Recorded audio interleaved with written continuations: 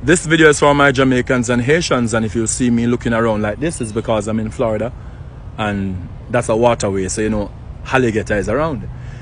It is for other people who are descendants of enslaved people, but it's specifically for Jamaicans and Haitians because Haiti and Jamaica got the type of ancestors that no one wanted because we were very rebellious. And at the center of our rebellion was our spirituality and religion, spiritualities and religions. Now, the 1700s were very eventful. Taki's successful revolt in Jamaica influenced Haiti's rebellion and independence. And it's sad that Haiti and Jamaica aren't closer because we are literally brothers who helped each other and the Caribbean to free ourselves, but we have this competing type of lifestyle, and it's sad. Anyway, no. Back then we had more in common, language, but at the center of this was our spiritualities. The British, the French and the Spanish realized this, so what did they do?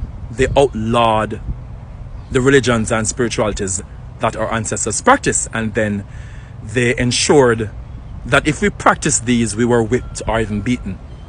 In some cases our children were fed to crocodiles or whatever. Now, after passing these laws, they spent centuries trying to convince us, and we are convinced that the practices of our ancestors were barbaric just because they were black. And 3, we were forced into Christianity.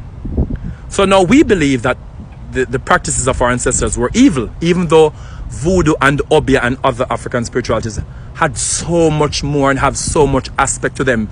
At the center is connecting with our ancestors and curing and healing. But the British found a way to capitalize on the one bad part of it. So we now believe that our ancestors' religions are evil.